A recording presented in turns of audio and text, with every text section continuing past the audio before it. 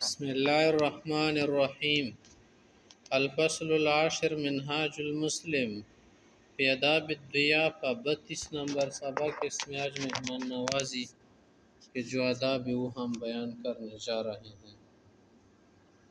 المسلم یؤمن بواجب اکرام الضیف، مسلمان اس کو واجب سمجھتا ہے کہ ایک مسلمان کی ضیافت کی جائے۔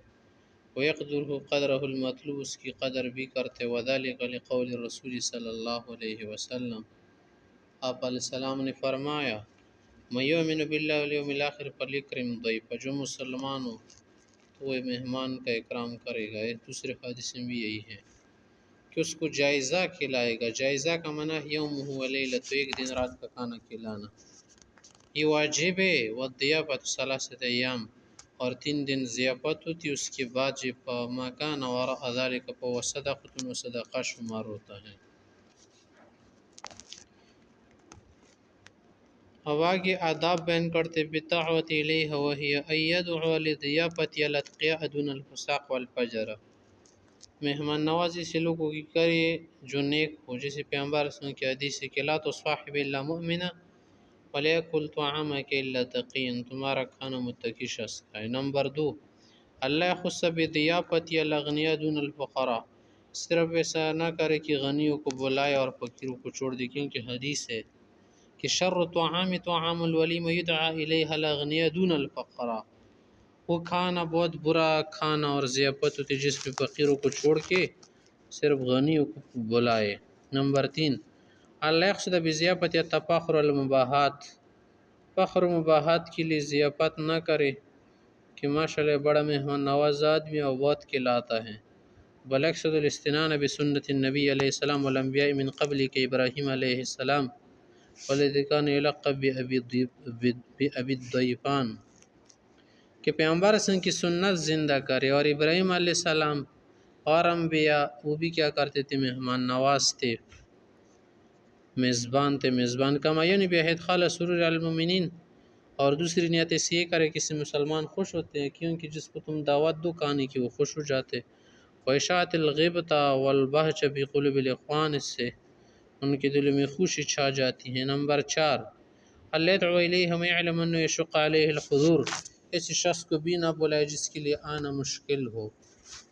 وَأَنَّهُ يَتَعَزَّى بِبَعْضِ الْإِخْوَانِ الْحَاضِرِينَ تَجَنُّبًا لِأَذِيَّةِ الْمُؤْمِنِ الْمُحَرَّمَةِ، کیونکہ کسی آدمی سے اس کو ضرر ہوتا ہے، اس آدمی کو بھی نہیں بلانا اس مجلس میں۔ بابن فی آداب فصل حصہ دوم فی آداب اجابتها، اب کون سے آداب ہے کہ جس کو آپ بجا لائیں گے دعوت کو قبول کرتے ہوئے۔ نمبر 1، یجیب الدعوت ولا تأخر علیہ الا من عذر، ولا تأخر عنها الا من عذر، بغیر عذر کی دعوت نہ چھوڑے۔ کان یخشى ضررا فی دین و بدنہ، کہ یخشى ضررا فی دین و بدنہ، اگر کوئی ضرر ہو پھر تو خیر ہے۔ جیسے پیغمبر صلی اللہ علیہ وسلم کی حدیث ہے کہ جس کو بلایا جائے فلیجب، وہ ضرور جائے۔ اگر مجھے ایک کھر سم کی طرف بھی بلایا جائے، پیغمبر صلی اللہ علیہ وسلم فرماتے میں آؤں گا۔ دیکھیں۔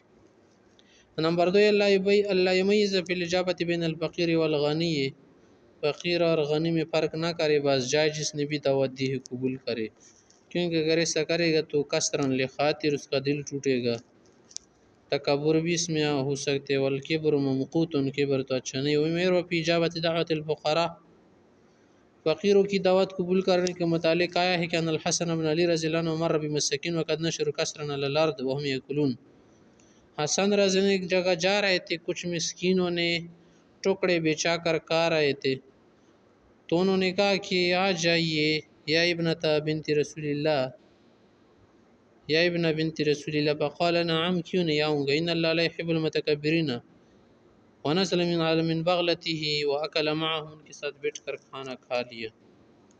نمبر 3 یہ ہے کہ اللہ یفرق بین الاجابۃ بین بعید المساف و قریبها، یہ فرق نہ کرے کہ یہ قریب والا ہے یہ دور والا ہے۔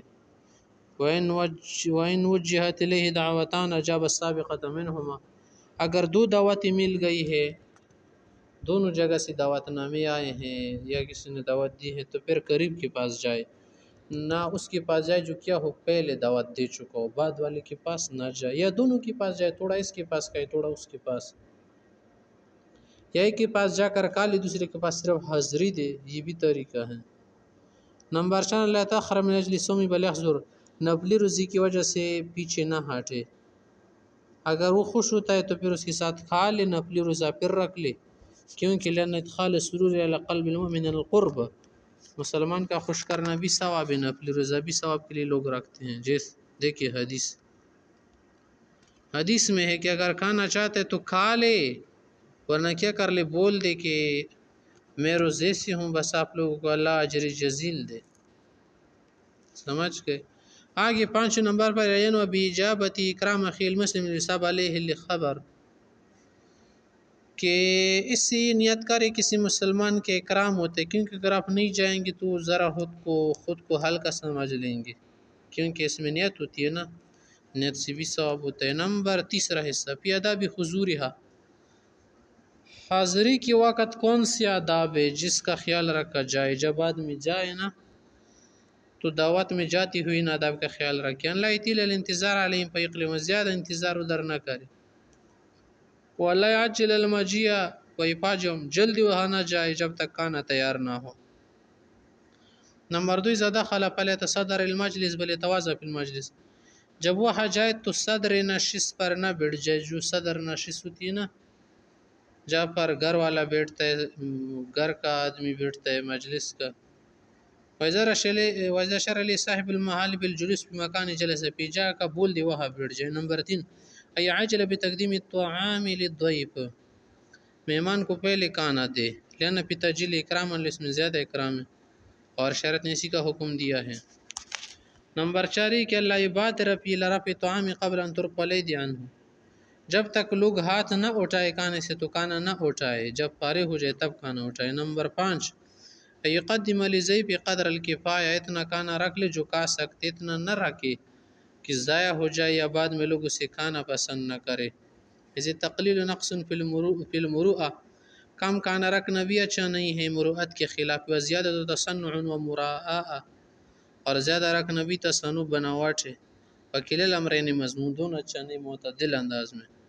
نمبر 6 نزل ضیفا علی احد فلا یزیدون علی 3 ایام، اگر کسی کے پاس مہمان بن کر جائے 3 دن سے زیادہ نہ رہے، اگر وہ خود بول دے کہ میرے پاس اور زیادہ رہو تو خیر ہے۔ نمبر پھر جب جائے نا تو اجازت مانگ کر جائے، بے اجازت نہ جائے، اس کو کیا معلوم، پریشان ہو جائے گا۔ نمبر 7 یشیع الضیف بالخروج معه الی خارج المنزل، مہمان کو رخصتی کے وقت ذرا اس کے ساتھ باہر جا کے رخصت کرے، اس سے خوش ہو جائے گا۔ سلف صالحین بھی ایسا کرتے تھے، اس میں اکرام ہوتا ہے۔ نمبر 8 ينصرف الضيف طیب النفس، کہ مہمان جب جائے تو خوش ہو کر جائے۔ وَإِنْ جَرَ فِي حَقِّ تَقْصِيرٌ، مگرچہ اس کے ساتھ تقصیر ہو گئی ہو، کسی کے پاس جا کر شکایت نہ کر، یار اچھا نہیں کھلایا تھا، یہ کیا تھا، وہ کیا تھا، لأن ذلك من حسن الخلق الذي يدرك به العبد درجة الصائم القائم، اس نے اخلاق کا درجہ ہے۔ نمبر 9 يكون للمسلم 3 فرش، مسلمان کی تو 3 بستر ہونے چاہیے، احدها له، ایک تو اپنا ہونا چاہیے، وثانیہما لأہلہ، دوسرا بستر سامان چرپائی لیٹنے کا گھر والوں کے لیے ہونا چاہیے، وثالث للضیف، اور تیسرا سامان رکھنا چاہے، حجرہ بیٹھک بنانا چاہے، اس میں مہمان آدمی رک سکے، وزیادۃ علی 3 منہی عنہا، مزید بناوٹ کا سامان رکھنا فخر کے لیے اچھا نہیں ہے۔ پیغمبر صلی اللہ علیہ وسلم فراش للرجل، ایک تو اپنی ضرورت کا سامان ہوتا ہے، اور فراش للمرأة، دوسرا گھر والوں کے لیے سامان ہوتا ہے، بچوں کے لیے، اور فراش للضیف، اور چوتھا سامان وہ رکھ لے جو مہمان کے لیے اگر ضرورت پڑے، پنکھا ہو، وہ برتن ہو، چرپائی ہو، مچھردانی ہو، سب کچھ رکھ لے مہمان کے لیے۔ والرابع للشیطان، مزید رکھنا، اسے خواہ الماری بھر کے رکھنا اچھا نہیں ہے، کسی اور کو دے ضرورت سے زیادہ۔